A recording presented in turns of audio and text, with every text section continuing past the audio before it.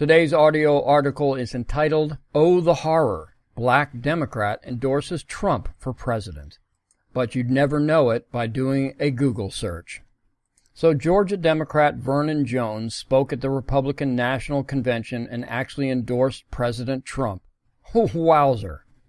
This will drive the left insane. A black Democrat abandoning the leftist plantation? How dare he? And the left absolutely does not want you to know that he was at the convention, that he endorsed Trump and why, and quite frankly, they don't even want you to know who he is. And how can I make such a bold statement about the left? Easy. If you want to acquire the pulse of the radical left, just look to see what their propaganda department has released.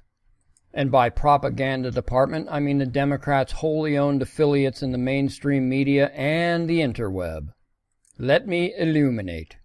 We all know Google is the extreme left and the effective gatekeepers of the internet. It's nigh debatable. Anything leftists favor and that will subsequently advance their cause will be seen on the first couple of pages of any Google search. Take the president, for example. Just type the name Trump in the Google search bar and marvel at what pops up. Actually, it's not at all a marvel or a surprise of any kind. Here's what came up on page 1. CNN, 6 times. CNBC, BBC, 538. New York Times. Twitter, 3 times. The Guardian, and one from Fox from 2017. Page 2. Twitter, Facebook, CNBC, Washington Post, New York Times, 3 times. Al Jazeera, etc. Not until you scroll to the bottom of page 3 do you come upon Forbes and the Wall Street Journal intermingled with the leftist sites. But even still, only 3 of the 11 sites on page 3 were other than leftists. And these other than leftist sites will rarely be seen, and Google knows this. They set it up this way.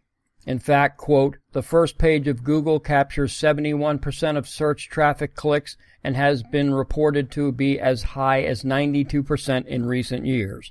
Second page results are far from a close second, coming in at below 6% of all website clicks, unquote, writes Forbes. In other words, you can find a plethora of sites portraying various ways to hate the president, but few even granting him a fair shake, as it were.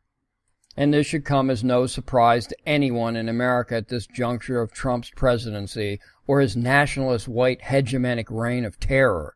Got it? But what of the aforementioned Vernon Jones? Just who is he, anyway? Well, Jones was chief executive officer of DeKalb County, Georgia, from 2001 to 2009. Yes, the same DeKalb County that still has on display that Confederate Mount Rushmore at Stone Mountain Park, just a short drive up Memorial Drive from my humble abode of many moons ago in Clarkston. Jones was also a member of the Georgia House of Representatives from 1993 to 2001. He unsuccessfully ran for the U.S. Senate in 2008 and again became a Georgia state congressman in 2017. He's a Democrat that just spoke on night 1 of the Republican National Convention endorsing the evil Trump. And worse, much worse, did I mention he's a Southern black Democrat? This is cardinal sin a numero uno. Blacks, like the Borg, are supposed to share a collective consciousness. They are supposed to monolithically vote for the Democrat, no matter who it is. Let's get back to our Google search.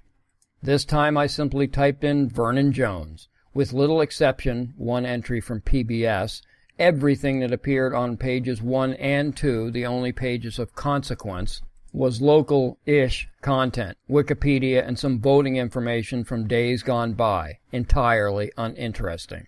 Nary even a mention that this black Democrat spoke at the Republican National Convention, much less endorsed Trump.